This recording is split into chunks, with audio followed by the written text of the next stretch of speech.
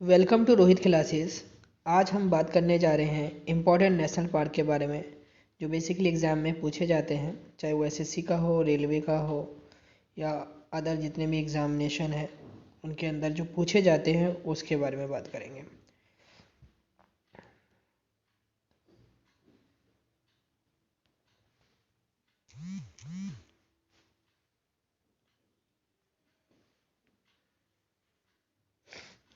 सबसे पहले है हमारा गिर नेशनल पार्क। ये इस्टेब्लिश हुआ था 1965 के अंदर। इसकी इस्टेब्लिशमेंट कब हुई थी? 1965 के अंदर। ये एरिया जो कवर करता है 1412 स्क्वायर किलोमीटर का एरिया कवर करता है, लगभग 545 स्क्वायर मील के बराबर है।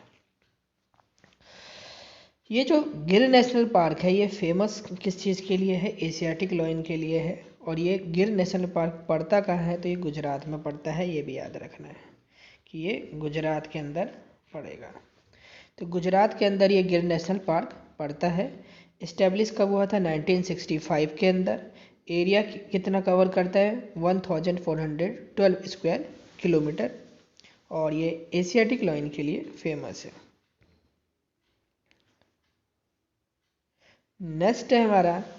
नेक्स्ट हमारा जिम कॉर्बेट नेशनल पार्क है। तो जिम कॉर्बेट नेशनल पार्क के बारे में अगर मैं बात करूं तो ये उत्तराखंड के अंदर आता है, नैनीताल डिस्ट्रिक्ट के अंदर। इसकी इस्टेब्लिशमेंट हुई थी 1936 में। और एरिया के बारे में मैं बात करूं तो एरिया जो है ये 1318.54 स्क्वायर किलोमीटर का एरिया कवर करता है। इसका पुराना नाम जो पड़ा था, एक हैली नाम के गवर्नर थे, ब्रिटिश गवर्नर थे, उनके नाम पर इनका पुराना नाम था जिम कॉर्बेट नेशनल पार्क का। तो उस टाइम जो नाम रखा गया था वो हैली नेशनल पार्क रखा गया था। बाद में इसे बदल के जो है जिम कॉर्बेट नेशनल पार्क बनाया गया।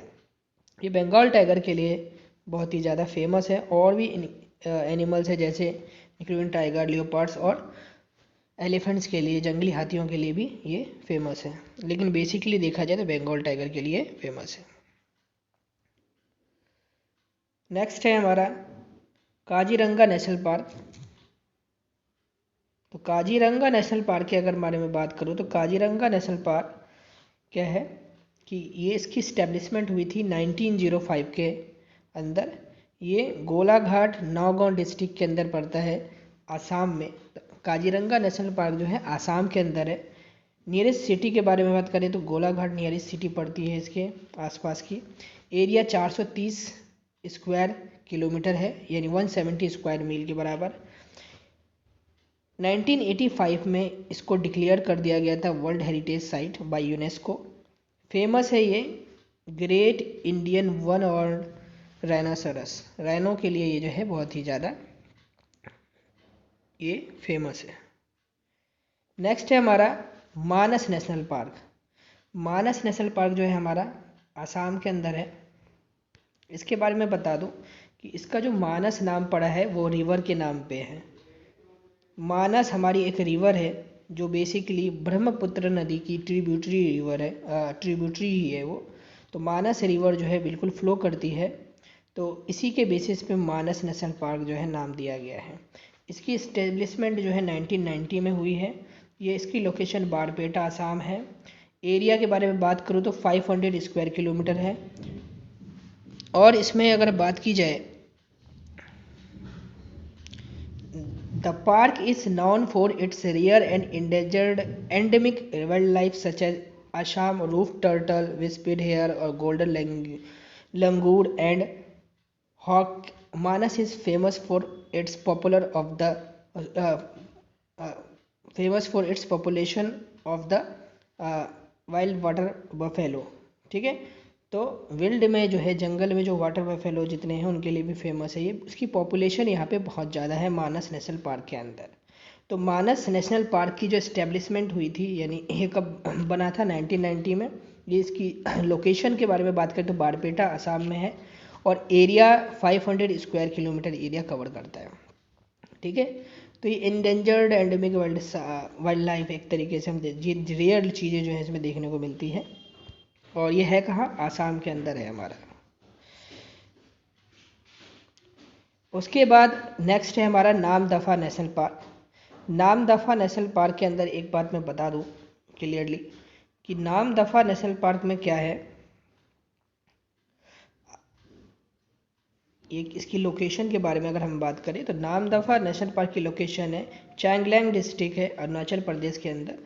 इस्टेब्लिशमेंट 1974 में हुई थी। 1984.23 स्क्वायर किलोमीटर है। चौथा नेशनल पार्क है, यानी चौथा लार्जेस्ट नेशनल पार्क है ये भारत के अंदर। ठीक है, तो ये बेसिकली क्या है, किसके लिए जाना जाता है, बिग कैट स्पीसी के लिए जाना जाता है, लियोपार्ड के लिए जाना जाता है, टाइगर के लिए जाना जाता है और clouded leopard and snow leopard के लिए भी जाना जाता है। अब यहाँ पे एक चीज़ और देखने की बात है, अगर हम ये समझे कि नाम दफ़ा का मतलब क्या है, तो नाम दफ़ा का बेसिकली जो मतलब देखा जाएगा यहाँ पे नाम दफ़ा में, अगर मैं नाम वर्ड का मतलब समझूँ, नाम वर्ड का मतलब होता है हमारा रिवर और दफ़ा का मतलब होता है ओरिजिन। तो ये दो शब्दों से बना है, दो वर्ड से बना है, नाम मतलब रिवर, दफ़ा मतलब ओरिजिन।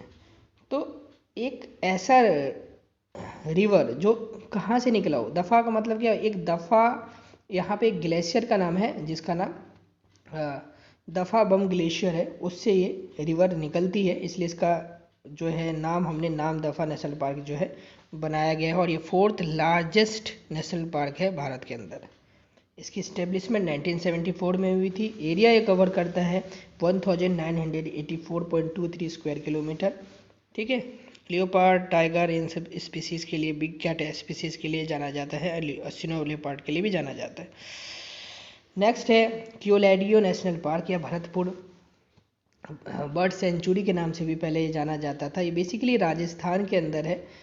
तो अब इसके अंदर हम बात करेंगे कि इस्टेब्लिशमेंट इसकी कब हुई थी।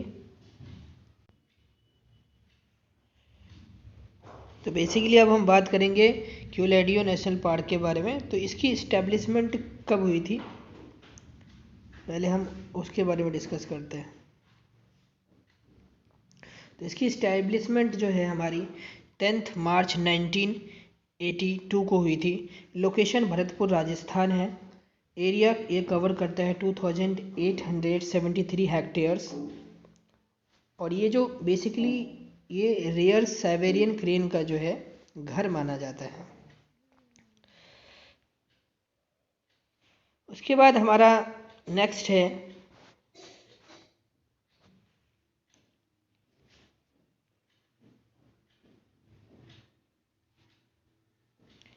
नेक्स्ट के बारे में हम बात करेंगे। तो नेक्स्ट है हमारा कान्हा टाइगर रिजर्व। पहले ये कान्हा टाइगर रिजर्व जो है, इससे पहले हम कान्हा नेशनल पार्क भी बोल सकते हैं इसे, तो बोथ आर सेम थिंग। देखिए कैसे इसका नाम जो है एक तरीके से पड़ा, तो इसके बारे में पहले बात करते हैं। तो इसकी लोकेशन क्या है, हमारे पास मध्य प्रदेश है। ये मध्य प्रदेश में जो है कान्हा नेशनल पार्क है या फिर कान्हा टाइगर रिजर्व है। सबसे पहले 1933 में ये वाइल्ड लाइफ सेंचुरी थी। फिर 1955 के अंदर क्या है, ये नेशनल पार्क बना। फिर 1974 के अंदर ये टाइगर रिजर्व बना। तो कान्हा टाइगर रिजर्व जो है, इसको हम कान्हा किसली नेशनल पार्क के नाम से भी जाना जाता है। और ये one of the tiger reserve of India के अंदर भी है और largest national park of the state of Madhya Pradesh भी है ये। तो मध्य प्रदेश का अगर लार्जेस्ट नेशनल पार्क पूछा जाए तो भी कान्हा टाइगर रिजर्व या कान्हा खिसली नेशनल पार्क या कान्हा नेशनल पार्क बोल सकते हैं। लोकेशन इसकी मध्य प्रदेश है। एरिया कितना कवर करता है, 940 स्क्वायर किलोमीटर को कवर करता है। अगला है हमारा राजाजी नेशनल पार्क जो उत्तराखंड के अंदर है।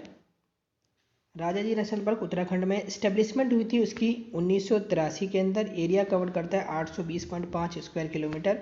लोकेशन इसकी उत्तराखंड है और ये फेमस है एलिफेंट पॉपुलेशन के लिए, बहुत ही ज़्यादा फेमस है। तो राजाजी नेशनल पार्क हमारा है कहाँ, उत्तराखंड के अंदर है। उत्तराखंड के अंदर देख ये राजाजी नेशनल पार्क है, ये इसकी इमेज बन रही हुई है। Hemis high altitude national park, ये बहुत ही कम जो है सुना होगा बच्चों ने, लेकिन ये है कि ये नेशनल पार्क जो है हमारा, ये सबसे लार्जेस्ट। अगला है हमारा Hemis high altitude national park. ये लद्दाख के अंदर है और ये भारत का सबसे बड़ा नेशनल पार्क है।